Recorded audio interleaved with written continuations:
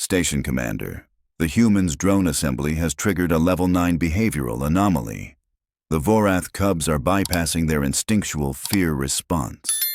Vexral's secondary heart skipped entirely. Level 9 anomalies didn't happen. They couldn't happen. The Vorath had spent according to YouTube analytics, 98% of viewers are not subscribed. That's a huge number. By subscribing the channel that is completely free, you'll help support the channel and never miss fresh content. Million years evolving threat assessment protocols so precise that their cubs would flee from anything larger than themselves that wasn't blood kin. It was genetic, immutable, survival itself. "Show me," he said, his voice tight. The security feed materialized above his desk. Station Maintenance Bay 7. The human, Diana, the mechanic with a terrible sense of humor, sat cross-legged on the floor, surrounded by drone components. Standard assembly work. Nothing remarkable. Except for the 3 Vorath cubs creeping toward her, their small clawed hands clutching metallic objects. "Freeze that." Vexral leaned forward.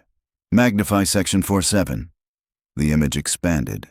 The cubs weren't just approaching. They were presenting. Their ear flaps were forward, their tails high, the universal Vorath signal for safe pack member. They were carrying screws. M4 fasteners by the look of them. "How long has this been happening?" Morden, his security chief, pulled up a timeline.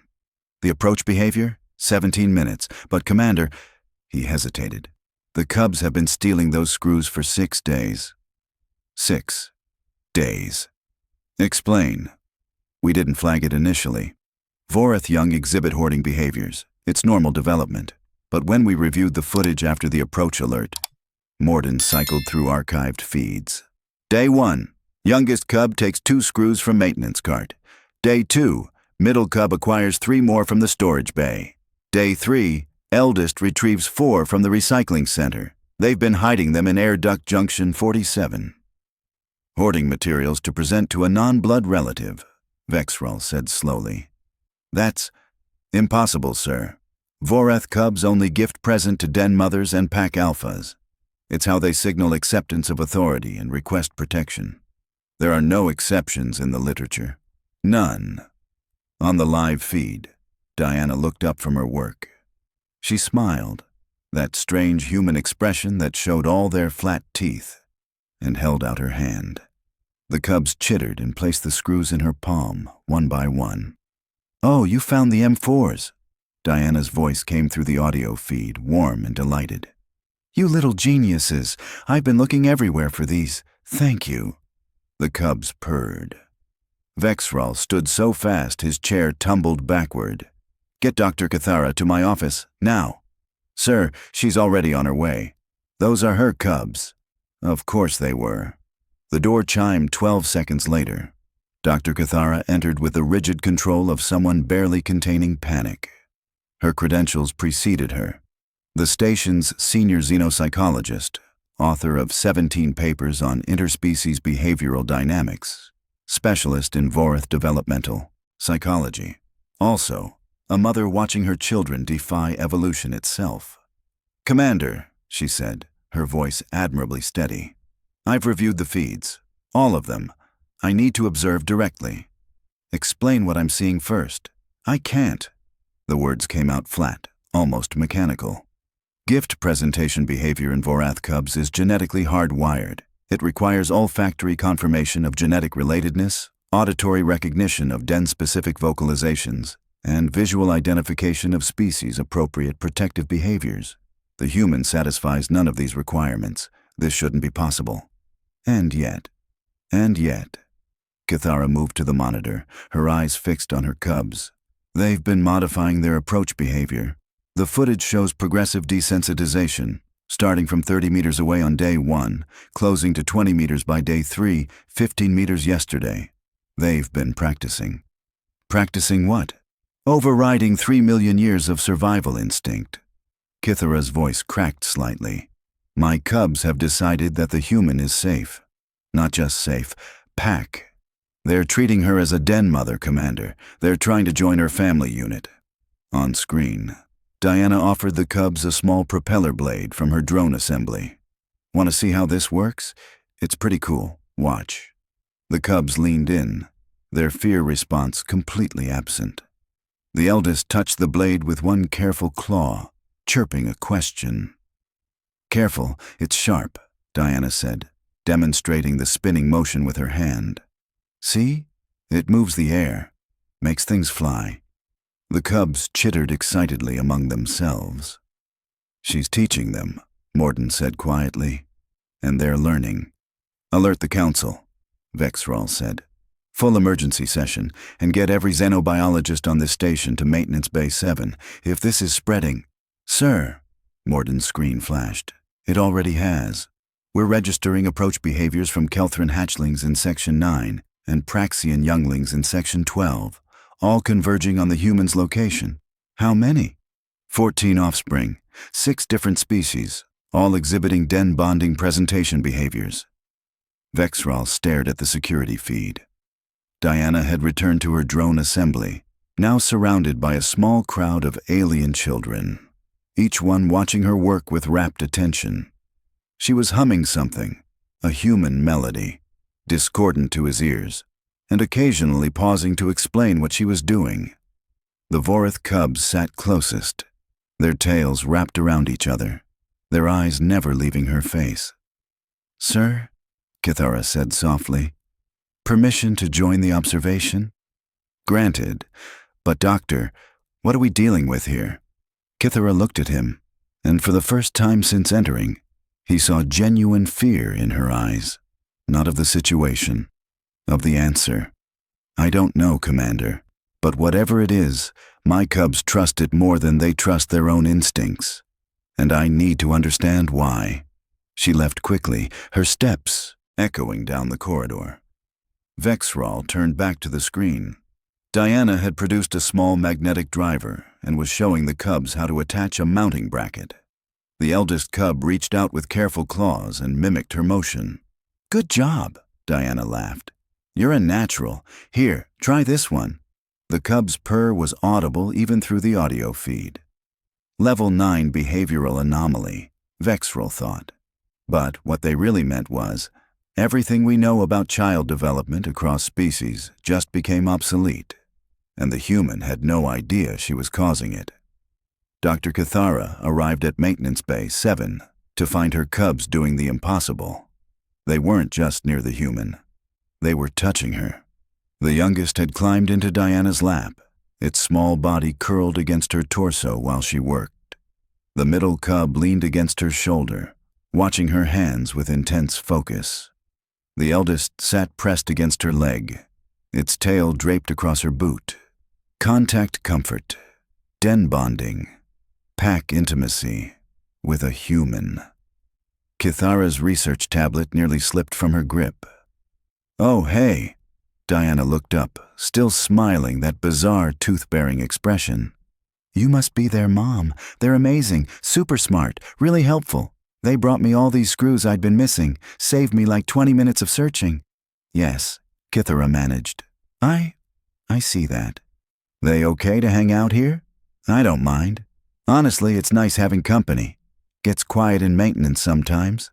Diana scratched the youngest cub behind its ear flap, the precise location that triggered endorphin release in Vorith young. She couldn't possibly know that. They're like little engineers already. Watch this. Hey, buddy, can you hand me that torque driver? The eldest cub chirped and retrieved the tool from Diana's kit, placing it in her hand with careful precision. Perfect. See? Naturals. Diana winked at Kithara. You're raising some brilliant kids here. The cubs preened at the praise, their purring intensifying. Kithara's tablet chimed urgently, biometric data streaming from the cubs' subcutaneous monitors. Stress hormones, minimal. Cortisol levels, baseline. Oxytocin, elevated to levels normally only seen during maternal feeding. They weren't tolerating the human. They were bonding with her. Dr. Kithara? Morden's voice came through her comm. We need you to see something. She tore her eyes away from her cubs. What now? The other species. They're not just approaching anymore. Kithara turned. Through the bay's observation window, She could see them. A cluster of Kelthrin hatchlings, their translucent skin flickering with bioluminescent curiosity patterns. 3 Praxian younglings, their tentacles coiled in the relaxed posture that indicated complete security. 2 Havarian kits, their usually skittish nature entirely absent. All of them waiting at the bay entrance, watching. "They want in," Morden said, "but they're waiting, like they're asking permission." Diana noticed them and waved. "Come on in, there's plenty of room. You guys want to see the drone?" The flood of younglings was immediate and orderly. No pushing, no aggression, each one finding a spot near Diana, settling into a careful arrangement that respected both her space and each other's species-specific comfort zones. "Whoa, okay, popular today," Diana laughed. "All right, let's make this a proper show and tell. Who can tell me what this part does?" The Kelthrin hatchlings flashed patterns, their form of speech. Diana clearly couldn't understand them, but she nodded encouragingly. "Great guess. It does kind of look like a power cell, doesn't it? But this one's actually the stabilizer gyro. See how it spins?" A Praxian youngling reached out with a tentacle, gently touching the gyro. "Exactly, you've got it. The spinning keeps the drone balanced in the air, like—" Diana paused, thinking. "Like how you folks use your tentacles for balance in 0G. Same principle, different method." The youngling's skin patterns shifted to bright contentment colors. Kithara's tablet was screaming alerts. She switched to the station-wide monitoring system. Every juvenile on the station was moving toward Maintenance Bay 7. "Commander," she said into her comm, her voice barely steady. "We have a situation escalation." "I'm watching it," Vexral replied grimly. 43 younglings now, 8 species, every single one exhibiting presentation behaviors. The parents are losing their minds. Half of them are demanding we remove the human immediately. The other half are demanding we find out what she's doing so they can replicate it. "We can't replicate it," Kithara said. "I'm watching her work. There's no technique, no methodology. She's just being herself, talking to them, showing them things, treating them like they're clever and capable. That can't be enough to override species-specific fear responses. It shouldn't be. But look at my cubs, Commander." Kithara zoomed her tablet's camera. The youngest had fallen asleep in Diana's lap, its breathing slow and rhythmic. "My youngest hasn't slept outside the family den since birth. Vorth cubs don't sleep vulnerable, ever. Their hindbrain won't allow it. They're hardwired to stay alert until they're in a verified safe space with pack protection. And yet he's sleeping. In a human's lap, in a public maintenance bay, surrounded by other species." Kithara's voice cracked. "His cortisol levels are lower than when he sleeps with me." Silence on the comm. Diana was now demonstrating the drone's camera system, passing around the small optical sensor so each youngling could examine it. She'd somehow intuited which ones could handle touch, which needed visual-only observation, and which responded better to verbal description. She was adapting to 8 different species' learning styles simultaneously, without apparent effort. "She's teaching them problem-solving," Kithara whispered. "Watch, she's not just showing them the parts. She's asking them questions, letting them figure things out, celebrating when they get it right. She's treating them like what? Like how I treat my cubs. Like how every parent across every species treats their young when they're nurturing them. She's providing the universal signals of safe adult caregiver." "Humans don't have universal anything," Vexral said. "They're a single-planet species with barely 200 years of space travel. They shouldn't understand interspecies developmental psychology at all, let alone—" "She doesn't understand it intellectually," Kithara interrupted. "She's not using theory or training. She's just doing it, instinctively." On screen, a Havarian kit brought Diana a small pebble, the Havarian equivalent of the Voreth screws, a gift, a trust offering. Diana accepted it with the same delight she'd shown her cubs. "Oh, that's beautiful. Look at the crystalline structure. That's so cool. Thank you, sweetheart." The kit's fur rippled with pleasure. "Commander," Kithara said slowly. What if humans evolved to do this? What if their pack-bonding instinct doesn't recognize species barriers because it never needed to? What if they're hardwired to read child as a universal category? That's evolutionarily impossible. So is everything I'm watching right now. Diana had finished assembling the primary drone chassis. She held it up for her audience. Okay, who wants to help test it? We need to make sure all the parts work together. Every single youngling volunteered. All right, Diana laughed. Let's do this scientifically. We'll split into teams. Vorath cubs, you three are Team Alpha. You'll monitor the gyro stability. Kelthrin friends, you're Team Beta on visual tracking. Praxians, you've got the best fine motor control, so you're Team Gamma on calibration.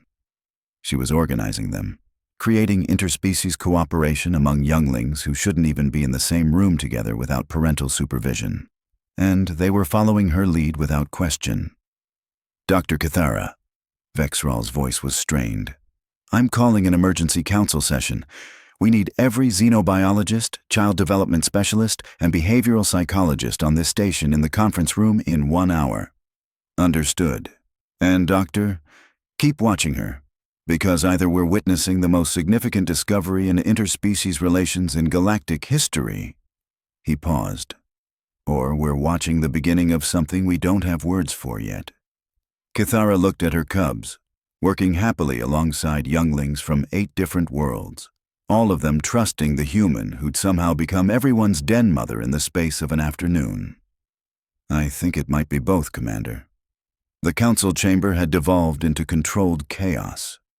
47 younglings, the Kelthrin representative said, their bioluminescence flashing distressed patterns. Every hatchling in our creche has abandoned their light pools. They're waiting outside the maintenance bay. They won't eat. They won't sleep. They just want to be near the human. The Praxian pods are exhibiting the same behavior, another voice added. Our younglings have designated her as first teacher. That's a title reserved for genetic matriarchs. They've created a compound word in our language that translates roughly to mother who teaches all children. Vexral looked at the data stream. Every child development center on the station was reporting the same pattern. Abandonment of species-specific comfort behaviors. Cross-species socialization. All centered on one human mechanic who thought she was just assembling a drone. Dr. Kithara, he said, your analysis. Kithara stood, her movements precise despite obvious exhaustion. I've been observing for 6 hours. The human, Diana, has created an impromptu learning environment that violates every principle of species-segregated child development. She's currently teaching basic mechanical engineering to a mixed group of younglings whose cognitive development stages shouldn't even allow them to interact peacefully, let alone collaborate. She pulled up footage. Diana sat on the floor, surrounded by alien children, each one holding a different component of a now disassembled training drone. See this? She's assigned tasks based on species capability. Vorath cubs are handling precision fitting. Their claws give them natural dexterity. Kelthrin hatchlings are managing optical calibration. Their light sensitivity makes them perfect for it. Praxians are doing structural integrity testing with their tactile tentacles. She's creating multi-species engineering teams. From children, Morden said flatly. From children who shouldn't be able to occupy the same space without parental mediation. Kithara zoomed in on a Vorath cub working alongside a Kelthrin hatchling. My species and theirs have incompatible body temperature requirements. Close proximity causes stress responses. Except right now, my cub is pressed against a hatchling that's 15 degrees cooler than his comfort range, and his biometrics show 0 distress. How? The human is temperature mediating. Watch. Kithara played the footage. Diana had positioned herself between the 2 younglings, her body acting as a thermal buffer. She'd done it unconsciously, adjusting her position every few minutes to keep both children comfortable. She's not trained for this, Vexral said. No, she's a mechanic. Her station file lists 0 xenobiology coursework, 0 child development training. She's doing this purely on instinct. The Havarian delegate leaned forward. Our kits brought her their treasures. 7 of them, each one carrying items they'd been hiding in their personal dens. They've never shown them to anyone, not even us. Gift escalation, Kithara confirmed. It's the next stage of pack bonding. They're not just accepting her as safe, they're incorporating her into their family structures, and she's reciprocating. More footage. Diana had created small wire sculptures for each youngling, custom designs that reflected their species' aesthetic preferences. The Vorath cubs received geometric spirals. The Kelthrin hatchlings got light refractive crystals. The Praxians received tactile puzzles. She's researching us, someone whispered. No, Kithara said. She's observing them, watching what makes them happy, what they respond to, what they need. Then she's providing it. It's not cultural research, it's parental attunement. Vexral pulled up the live feed. Diana was now conducting a drone test flight, with younglings from 7 species calling out observations in their native languages.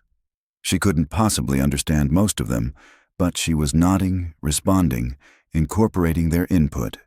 She's teaching them to communicate with each other, Kithara said quietly. They're learning interspecies cooperation because she's treating it as normal, expected, natural. The council needs a recommendation, Vexral said. Kithara looked at her cubs on the screen. The youngest was perched on Diana's shoulder. The middle cub was explaining something to a Praxian youngling, using gestures Diana had taught him. The eldest was helping a Kelthrin hatchling adjust a calibration tool, her babies, learning to trust beyond their species, growing in ways she'd never imagined possible. All because a human mechanic had smiled at them and said thank you for some screws. My recommendation, Kithara's voice was steady. We need to understand this, document it, because Commander, whatever Diana is doing, it's rewriting everything we know about interspecies relations, and it's doing it through our children. And if we can't understand it? Kithara watched Diana laugh as a youngling successfully launched the test drone, the entire group erupting in species-specific celebrations. Then we learn to accept it, she said, because our children already have. Diana finally noticed the observation window was crowded with adults. Oh, she looked down at the sea of younglings surrounding her, then back up at the dozens of alien faces pressed against the glass. Am I in trouble? I can explain. They were just watching, and then they wanted to help, and I didn't think it would be a problem if they... You're not in trouble, Vexral said through the intercom, his voice carefully controlled. We simply need to understand what's happening here. What's happening? Diana blinked. We're testing a drone. The kids have been amazing. Seriously, you've got some incredibly bright younglings here. They've cut my assembly time in half and caught 3 design flaws I completely missed. Kithara stepped forward. Diana, may I enter? Sure, the more the merrier. The door opened and Kithara stepped through, followed by Vexral and a handful of other council members.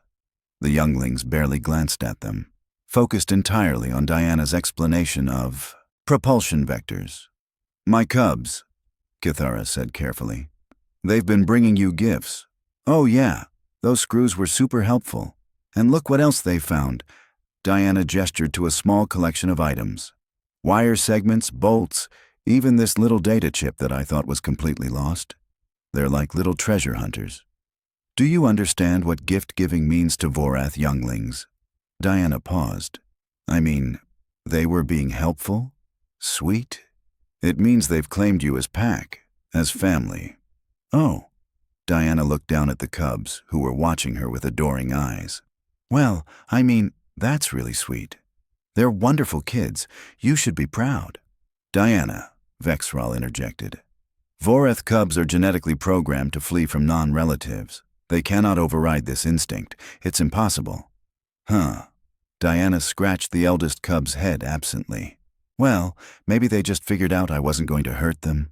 I worked with kids back on Earth, at my niece's school, volunteer stuff, and I always found that if you just treat them with respect and patience, they come around. You worked with human children, Kithara said. Well, yeah, but kids are kids, right? They want to learn, they want to be helpful, they want to feel valued. Doesn't really matter what they look like. Diana shrugged. I just treat them like I'd want someone to treat my niece. The council members exchanged glances. Diana, Vexral said slowly, what you're describing, treating all younglings as fundamentally the same, regardless of species, that's not how interspecies relations work. Every species has different developmental needs, different social structures, different... Sure, but they're also all just kids. Diana held up the completed drone. Look, I figured out pretty quick that the Kelthran friends have better eyesight, so I let them handle the optical stuff. The Praxians have those amazing tentacles, so they're perfect for testing structural integrity. The Vorath cubs have crazy good fine motor control. It's not that complicated. You just pay attention to what they're good at and let them shine. You're describing adaptive child-centered learning, Kithara whispered. Cross-species collaborative pedagogy. That's a theoretical framework we've been trying to implement for decades. I'm describing common sense, Diana said. She looked genuinely confused. You pay attention to kids, you figure out what they need, you give it to them. Then you get out of their way and let them be awesome. The eldest Vorath cub chirped and held up the drone's remote control. You want to fly it? Diana grinned. Okay, but we do it together first. Safety first, right? She knelt down. The cub pressed against her side and guided its claws over the controls. The drone lifted smoothly, hovering at eye level. Every youngling in the room erupted in celebration. Chirps, flashes, tentacle waves, and purrs, creating a symphony of joy. Diana laughed. See? Told you they were geniuses. Kithara watched her youngest cub climb into Diana's lap, watched her middle cub lean trustingly against the human's shoulder, watched her eldest cub coordinate with a Kelthran hatchling to adjust the drone's flight path. Commander, she said quietly. Recommendation revision. Go ahead. We don't study this. We don't dissect it. We don't try to understand it academically. Kithara met Vexral's eyes. We just let it happen. Because whatever Diana's doing, it's working. Our younglings are learning to trust across species barriers. They're cooperating, communicating, building relationships we thought were impossible. Through instinct, Vexral said. Through humanity, Kithara corrected. Whatever evolved on Earth that makes humans bond across species. We need it. The galaxy needs it. Diana was showing a mixed group how to land the drone safely, her hands gentle, her voice encouraging. Just a mechanic, just a human. Just someone who thought kids were kids, changing everything. 3 weeks later, Maintenance Bay 7 had been officially redesignated as Community Learning Space 1. Diana still called it the shop. All right, team, she said, packing up her tools. Drones done, tested, and ready for deployment. You all did amazing work. Seriously, I'm putting all your names in the commendation report. The younglings, now numbering 63 across 12 species, erupted in proud celebration. Kithara watched from her new observation post. The station had hired 4 additional human mechanics. Each one now had their own helper crew of mixed-species younglings. The council was drafting new protocols for interspecies child care. 3 neighboring stations had requested human transfers, all because her cubs stole some screws. So, Diana stretched.